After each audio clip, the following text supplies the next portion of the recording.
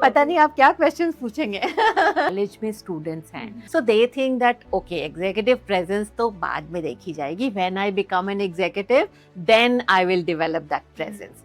So this is the biggest myth that you have to develop it later on. If you are not visible and if you only have value, तो फिर वो किसी काम का नहीं है, right? Are brilliant at their work. Somehow or the other, they struggle with their, being noticed. तो hello ma'am, welcome to the Syska show. So कैसे हो आप मैम? बिल्कुल सही हूँ मैं, बहुत अच्छी हूँ and thank you for calling me in the Siscast show. Great ma'am, हम दोनों भी बहुत एक्साइटेड है इस पॉडकास्ट के लिए। बहुत ज़्यादा एक्साइटेड हूँ to be here and to talk to both of you. Sure. So hello everyone, आज हमारे साथ है एक स्पेशल गेस्ट जो कि leadership and communication executive presence expert हैं और साथ में कॉर्पोरेट फैसिलिटेटर भी है। इतना ही नहीं, मैम को 28 प्लस ईयर्स का एक्सपीरियंस है एंड इस एक्सपीरियंस में मैम 70,000 प्लस स्टूडेंट्स को हेल्प कर चुकी हैं। ऑल्सो मैम 5 बुक्स की ऑथर भी है, जिनमें से एक बुक उनकी 2 डेज में बेस्ट सेलिंग बुक बन गई है। बुक का नाम है executive presence, how professional get seen and remembered. तो जिनका इंट्रो ही इतना पावरफुल है, आप सोचिए वो पॉडकास्ट कितना ज़्यादा पावरफुल होने वाला है। तो आइए मैम से जानते हैं उनका इंट्रो एंड उनकी journey. So ma'am please introduce yourself. हम और ऑडियंस दोनों ही बहुत एक्साइटेड है आपको सुनने के लिए। Thank you so much. तो मैं जैसा कि आपने बोला मेरी जर्नी स्टार्ट हुई 28 साल पहले, 28 years ago, and I began as an academic, and I taught for several years in lots of colleges and universities across India. And then about 15 years into my journey, I changed tracks and I became an editor of a magazine. It is an international magazine and it is called Indian Dairyman. उसके बाद मैंने एक international certification किया अपने soft skills में, और after that I became a corporate trainer. So after that, again, I became an author, and as you rightly said, that I am the author of 5 books, and my latest is Executive Presence. तो ये मेरी book publish हुई है last month, not last month, in May 2026, and it became an Amazon bestseller. So I love writing and I love doing my corporate training, and of course मेरा जो academic background रहा है तो उससे मेरे को बहुत help मिला है. So this is my introduction.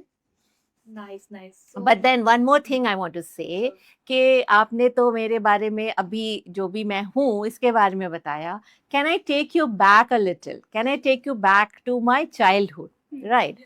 So when I was a child, जब मैं करीब क्लास 1 में थी तो 5 साल 6 साल की रही होगी, and I was a very shy child. बहुत ही ज़्यादा शर्मीली, किसी से बातें नहीं करती थी, मतलब अपने फैमिली मेंबर्स से करती थी और उससे ज़्यादा और कोई नहीं. तो स्कूल में मेरे टीचर्स बहुत परेशान रहते थे कि ये बोलती क्यों नहीं है, she is such a good student but she doesn't speak, she doesn't open her mouth, so she doesn't mix around. तो उनकी हमेशा ये कोशिश रहती थी कि मैं बहुत सारे एक्स्ट्रा करिकुलर एक्टिविटीज़ में पार्ट लूँ, मैं ज़्यादा मुखर हो सकूँ, ज़्यादा कॉन्फिडेंटली बोल सकूँ.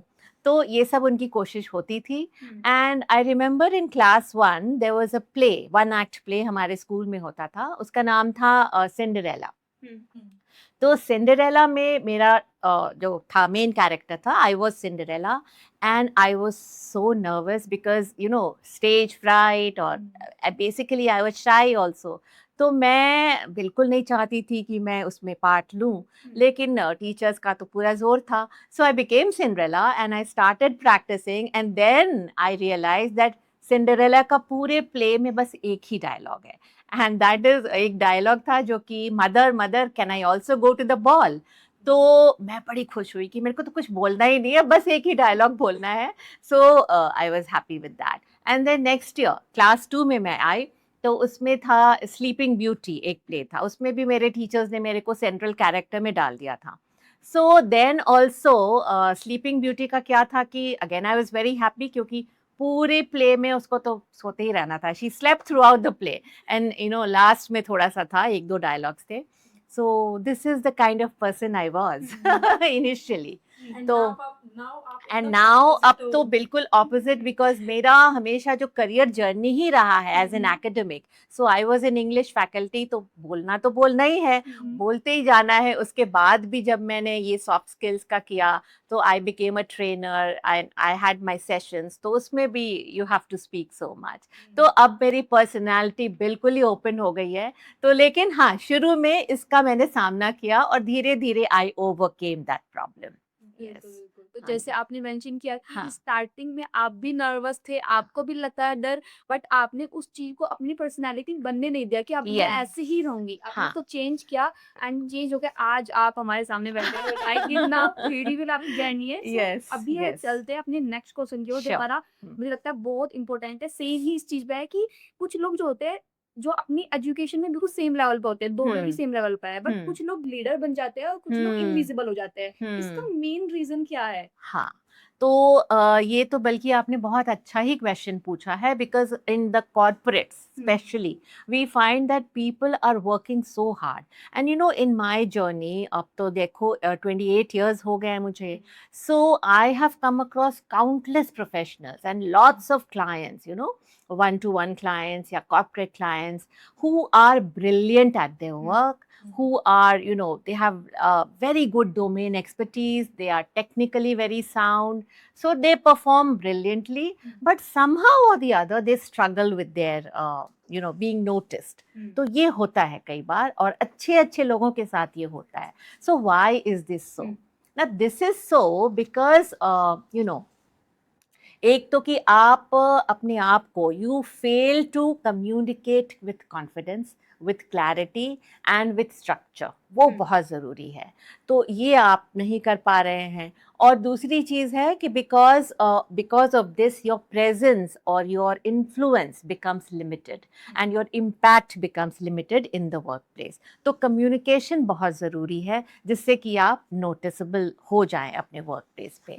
तो ये मैंने देखा है कई बार। और सी, योर टेक्निकल एक्सपर्टीज जो भी आपका है, that will get you the desired job, है ना, वो तो आपको जॉब तो दिला देगा, but it is your presence and it is your influence which will determine how far you will go in that job. तो लीडरशिप लेवल्स आपको मिलेंगी कि नहीं मिलेंगी, सीनियर पोजीशंस पे आप जाएंगे कि नहीं जाएंगे, इन सब चीज़ों का आपका जो है पूरा डिपेंड करता है how visible you are, how influential you are and how persuasive you are. तो ये है। एंड आजकल देखो, लीडरशिप का जो कॉन्सेप्ट है, that has also evolve, that is still changing. So leadership is not about just being brilliant at your work and being a very good performer. It is also about so many other things. So can you inspire confidence in others? Can you inspire trust in others? These things are very important, and यही आपको मतलब लेके जाएगी आगे तक। तो that is what. And you know, अब जैसे कि मैंने भी नोटिस किया है, जैसे आपने भी बोला कि 70,000 professionals and not just professionals, और भी लोगों को मैंने इम्पैक्ट किया है, आइदर डायरेक्टली और indirectly. So one thing is very very constant amongst all of them, and एक पैटर्न मैंने देखा है, एंड वो है कि visibility is not something you get by default. It is something you have to build intentionally. So this is very important and one should do that. बिल्कुल। Yes. आपने बहुत ब्यूटीफुली ये क्वेश्चन का आंसर एक्सप्लेन किया। बात की executive presence की, तो मेरा नेक्स्ट क्वेश्चन यही है। जी। ऑडियंस सभी जानना चाहती है कि एग्जीक्यूटिव प्रेजेंस होता क्या है? क्या हम्म। ये एक स्किल सेट है या फिर हम्म। पर्सनैलिटी ट्रेट है? हम्म। और इसको कैसे सीखा जा सकता है, वो भी आप एक्सप्लेन कीजिए। Yeah, so executive presence is actually a skill set, right? जैसा आपने बोला, it is a skill set and basically it includes a host of capabilities. सिर्फ एक ही skill नहीं है, उसमें बहुत सारी चीज़ें आती हैं। और अगर मैं बहुत ही simple terms में बताऊं, so your executive presence is how other people perceive you. तो ये आपकी परसीव्ड वैल्यू है। सो जैसे कि अगर आप लीडर हैं और लीडरशिप क्वालिटीज़ हैं, तो क्या दूसरे लोग भी समझते हैं कि आप लीडर बनने के काबिल हैं? So that perceived value is very important. Also, जैसे कि very widely it is believed that executive presence means you're the most dominant person in the workplace. It is not. You're the most loudest person in the workplace. ये सब नहीं है. It has nothing to do with your designation. It has nothing to do with any impressive titles that you might be having. It is far removed from all these, superficialities, and it is very pervasive, very deep. So it has to do with your credibility. तो क्या आप दूसरों से connections बना सकते हैं? Are you able to listen to them with empathy? Are you able to relate with them? So these real connections is what is executive presence.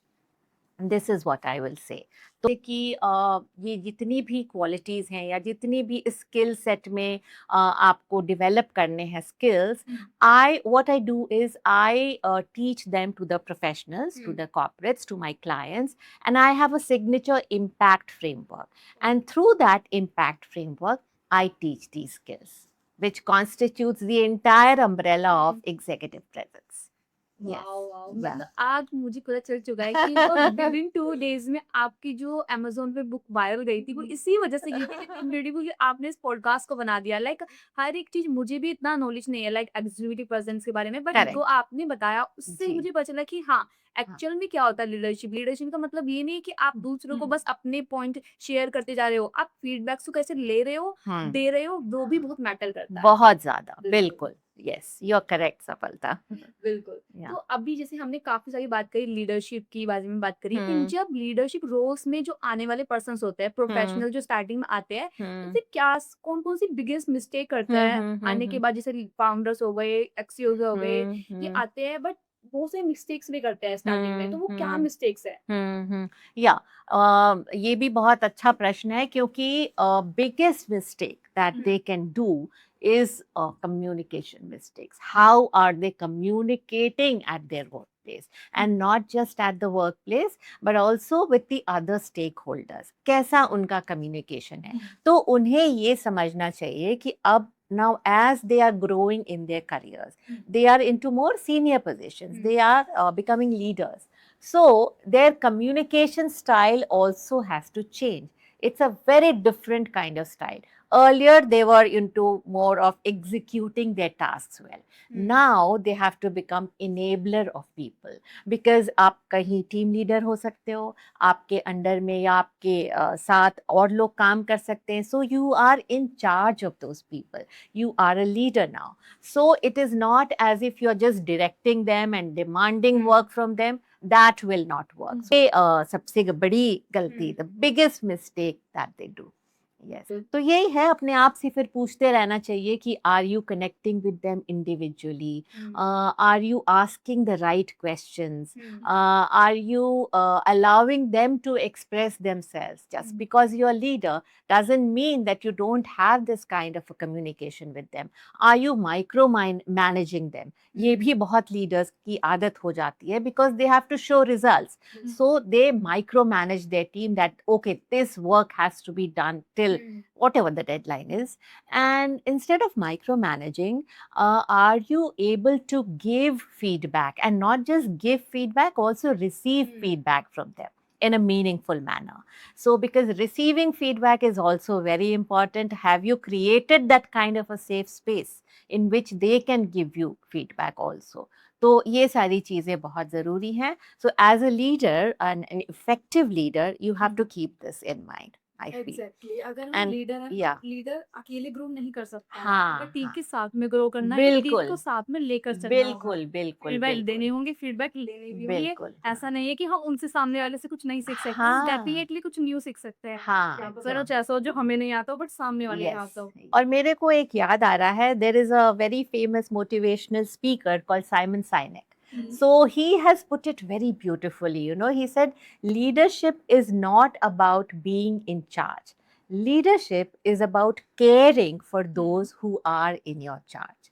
तो ये कभी नहीं भूलना चाहिए. बिल्कुल, So बिल्कुल। yes, yeah. हर एक लीडर को मुझे लगता है इस लाइन को नोट डाउन करनी चाहिए हाँ, and इसे बिल्कुल. रिपीट करना चाहिए। आप बिल्कुल. उस चीज को हाँ. बार बार रिपीट करोगे, उससे क्या होता है कि आप हाँ. डेली बेसिस पे एक चीज रिपीट करते हो तो आपके माइंड में क्लिक होता है, यस दिस इज जो लीडरशिप है वो ये होती है। हाँ, ओके, तो हमने यस, अभी बात की लीडर्स के बारे में भी बहुत बिल्कुल, कुछ हाँ, जाना। तो हाँ, मेरा नेक्स्ट क्वेश्चन है स्टूडेंट्स के लिए अच्छा, और वर्किंग प्रोफेशनल्स के लिए। हाँ जी, जो स्टूडेंट्स हैं, आप ये वर्किंग प्रोफेशनल्स हैं, अगर उन्हें अपनी ग्रोथ को फास्ट करना है तो हुँ। वो कौन सी कम्युनिकेशन स्किल्स होती है जो उन्हें डेवलप करनी चाहिए? I would focus on 2 or 3 important skills, communication skills. सबसे पहला तो यही जो मैंने अभी बताया कि you should be able to communicate with confidence, with clarity, with organization and with structure.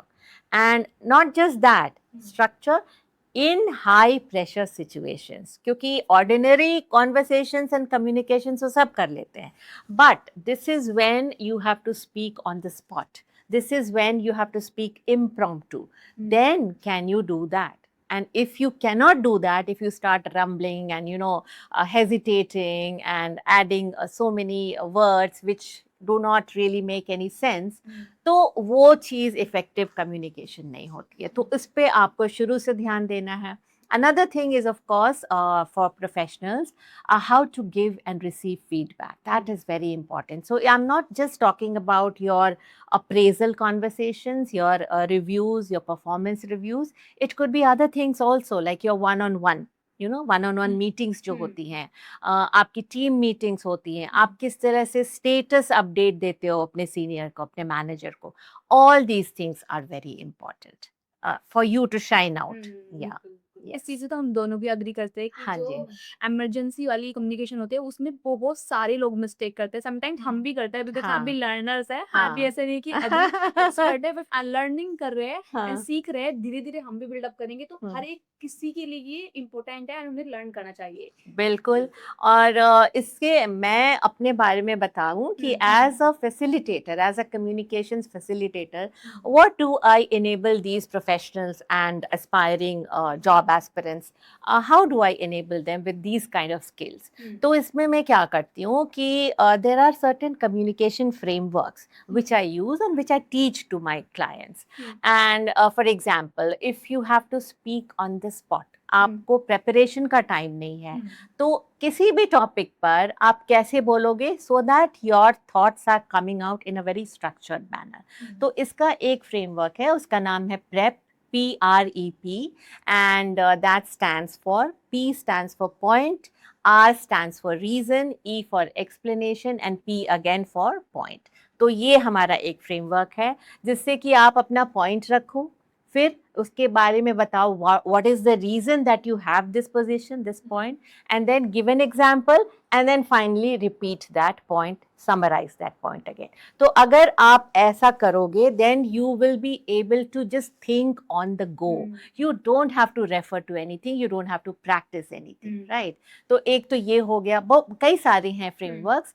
और अगर आपको किसी को स्टेटस अपडेट देना है to your manager or to a senior person also, much senior than you, then how do you do that? You can follow the BLUF framework, which is BLUF, and that is bottom line up front. So सबसे पहले आप अपना जो भी तुम्हारा main point है उसको रखो, रिजल्ट को रखो, एंड देन उसके बाद कॉन्टेक्स्ट आप लाओ. So these are certain frameworks which I teach, and they are very, very helpful to everyone. काफी इम्प्रेसिव Yes. फ्रेमवर्क लग रहे हैं, ऐसा मन कर रहा है इनके बारे में और हाँ बिल्कुल. बिकॉज एक बार बच्चे ये सीख जाते हैं या जो भी हमारे प्रोफेशनल्स हैं ये सीख जाते हैं, so then communication is very easy for them. It becomes very nice. Yes. And अगर ऑडियंस में से आपको किसी को भी इन दोनों फॉर्मूले के बारे में जानना है तो आप डेफिनेटली मैम से कनेक्ट कर सकते हो। जी. बिल्कुल, बिल्कुल। उनकी लिंक्डइन प्रोफाइल हम डिस्क्रिप्शन में ऐड कर देंगे, आप डायरेक्टली उनसे कम्युनिकेट कर सकते हो ज़्यादातर लिंक्डइन पर भी। सो अभी हम अपने नेक्स्ट क्वेश्चन की ओर चलते हैं, जैसे अभी तक आपने अपने फ्रेमवर्क्स बताए, आपने सब चीज़ बताया। तो अभी मुझे ये चीज़ जाननी कि एग्ज़ीक्यूटिव प्रेज़ेंस में लाइक कंपनीज़ और प्रोफेशनल को क्यों इन्वेस्ट करना चाहिए? इसका क्या मेन रीज़न है इन्वेस्ट करने का, और आपकी ट्रेनिंग में स्पेसिफिकली क्यों करना क्यों चाहिए? करना क्योंकि चाहिए? क्योंकि बहुत सारे लोग सेम ट्रेनिंग प्रोवाइड कर रहे हैं, सेम जी, चीज़ें प्रोवाइड कर रहे हैं, बिल्कुल, तो आप बिल्कुल. कैसे डिफरेंट हो और लोगों से? ये Sure, जानना है। sure, sure. So the first part of your question, why should companies invest in this kind of a training, executive presence? तो जैसा कि मैंने बोला कि technical expertise से companies have also realized that only technical competency is not enough.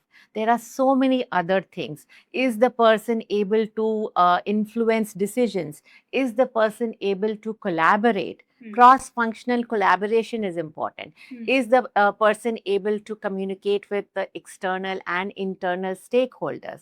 With everyone, is he able to connect? Is the person able to stand or hold his ground, his or her ground, in adverse circumstances? And also, is the person calm under pressure?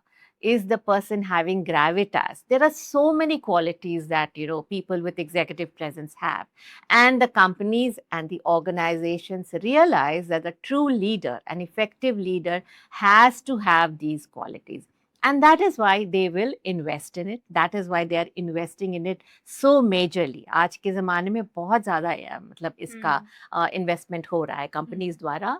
And all these skills that I just talked about, they are all learnable skills, right? वो एक बहुत बड़ा myth है कि it is, people are born with executive presence, it is inherent. That is not so. You can easily learn these skills, and companies have realized this, and that is why they want their professionals to be trained in this. So this is for the organizations. और अगर अब मैं individuals की बात करती हूँ, जैसा आपने पूछा, तो individuals also they need visibility, right? In any workplace, if you're not visible and if you only have value, तो फिर वो किसी काम का नहीं है, राइट? एब्सोल्युटली. तो आपकी वैल्यू विजिबल हो, इसके लिए आपको सीखना है एग्जीक्यूटिव प्रेजेंस कैसे बनेगा.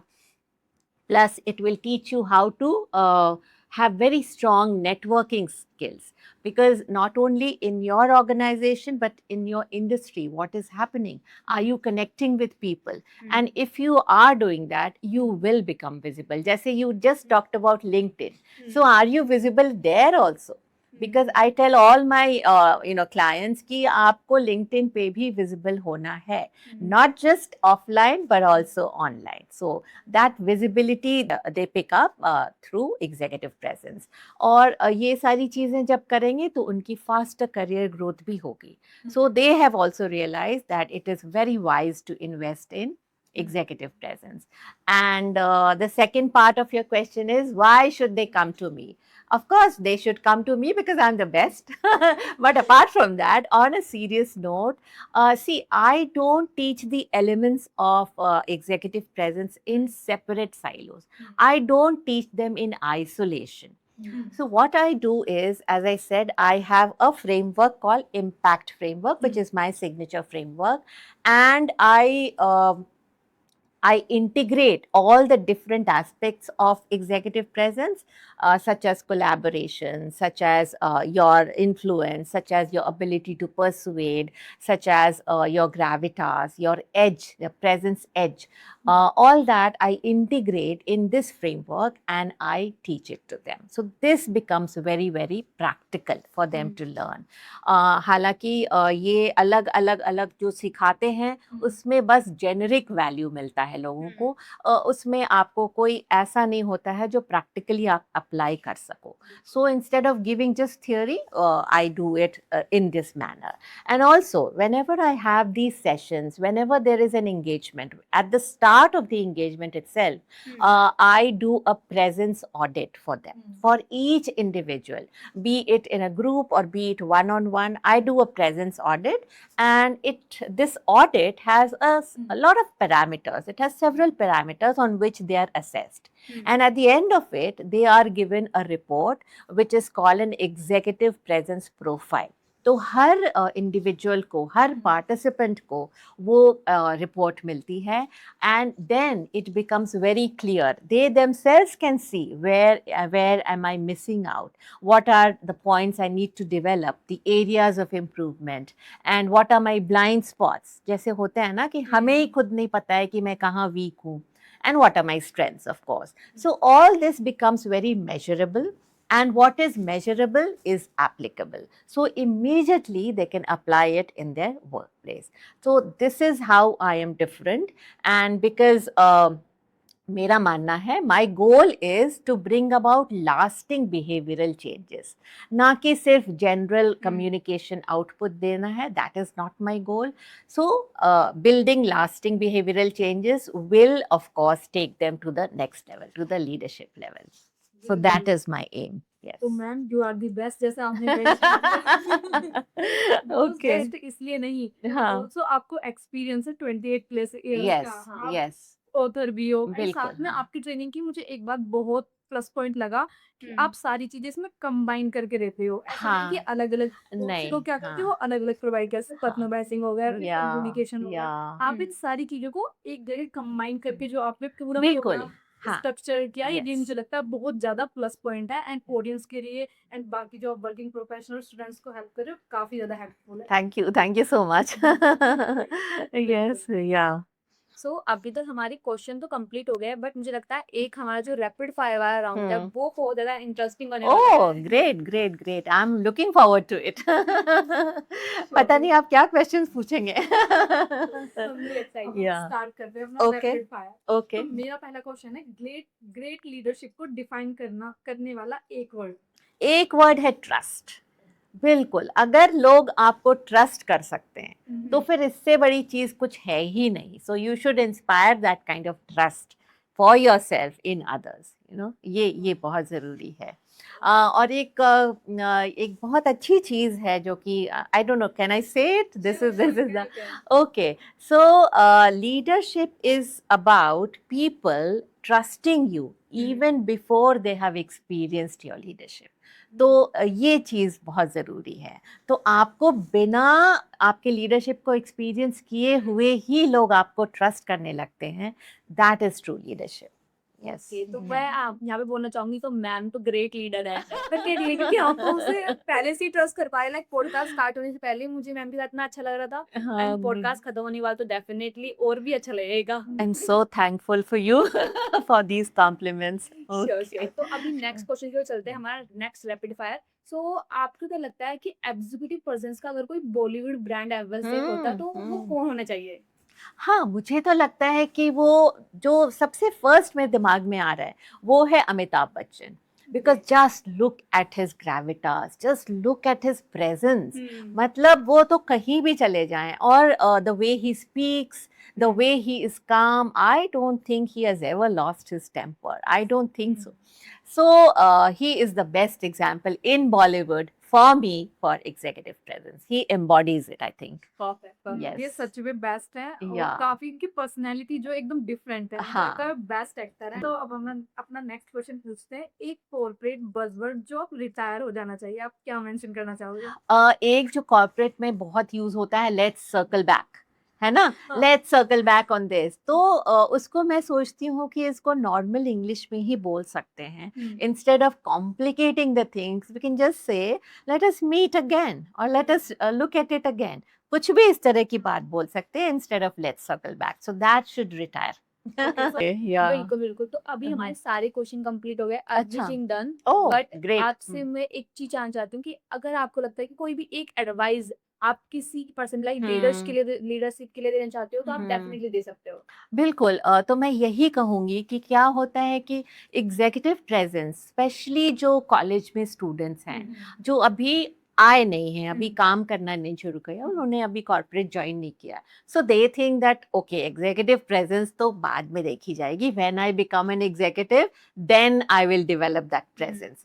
So this is the biggest myth that you have to develop it later on.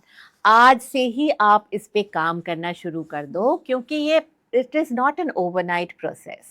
You know, your presence edge will develop only with practice, only when you are consistent, only when you take small steps every day. So ये एक overnight process नहीं है. And professionals also, they only focus on their expertise. They will not focus on their presence, and इसीलिए इतने stuck रह जाते हैं. Mid career level पर आते आते ये लोग stuck रह जाते हैं, बहुत कम ही लोग आगे जा पाते हैं. So you have to work at it every day. It is not a process which you can just learn in 10 days or something like that. You have to work at it, and then you will have that edge, and that is what will make you stand out. That will make it different. और बहुत discipline की ज़रूरत है इसमें, तो आप disciplined रहिए, रोज़ कुछ ना कुछ करिए अपने नॉलेज को बढ़ाने के लिए, अपने क्वालिटीज़ को बढ़ाने के लिए, ये सब करते रहिए। जैसे मैं अगर 2 मिनट और लेके अपने बारे में बताऊं, तो वो ये है कि जब मैं छोटी थी तो I used to learn Bharatanatyam, which is a classical Indian form of dance. And I started learning when I was in class 2 or so, and I kept on learning for the next 10 years. तो उस समय तो मैं बच्ची थी, and ऐसा था कि मेरे जो भी गुरुजी थे, so my teacher, he used to come in the evening. वो 5-6 बजे के करीब आते थे, and he used to teach me. तो उस समय क्या होता था कि जितने भी मेरे फ्रेंड्स थे अगल बगल के, everyone used to go out and play because that is the time when children play. So, and I used to be practicing dancing, you know, because he used to come at that time. So then I used to really resent it at that point. But later on, with the passage of years, I realized that this is what has endowed so much of discipline in me. और ये जो discipline है वो बाद में आपको समझ में आती है कि आपने ये जो छोटा एक स्टेप ले लिया, that has really help me throughout my life. So this is an example I would like to give to everyone. Yes, So अभी all done and thank you so much. Thank you आपने सफलता, अपना thank you arnica. अपना इतना precious time हमें दिया उसके लिए thank you so much ma'am. And definitely हम आपका अगेन पॉडकास्ट करेंगे जब अगेन माइलस्टोन टेस्ट ऐसा लग ही नहीं रहा है कि हाँ आपसे हम फर्स्ट टाइम मीट हाँ, बिल्कुल नहीं. बिल्कुल. बहुत ही अच्छा लगा आप दोनों से बातें करके, and it was a very nice interaction with both of you, and congratulations to you on your Siscast, because ये बहुत ही अच्छा आपने एक इनिशिएटिव शुरू किया है. So that is, I hope you do very very well. So all my best wishes to you. And I would also like to invite the audience, whoever it is, I would like to request them to, you know, subscribe to your channel, watch the podcast and make it grow. और जिसको भी मेरे से अगर कुछ संपर्क करना है तो बिल्कुल you are most welcome. My LinkedIn is there, so you can connect on me with that. Absolutely. Hello everyone, तो आज का पॉडकास्ट हमारा डन हो गया है. हमने इतनी अमेजिंग पर्सनैलिटी को आज के पॉडकास्ट में इंट्रोड्यूस किया है. तो अगर आपको मैम के बारे में कुछ भी जानना है तो आप उनके सोशल्स डिस्क्रिप्शन से ले सकते हैं और मैम से कनेक्ट कर सकते हैं. लाइक मैम ऑथर भी हैं, तो आप उनकी बुक भी डेफिनेटली चेकआउट कर सकते हो डिस्क्रिप्शन से. So thank you so much ma'am. Thank you so much. Thank you. Okay.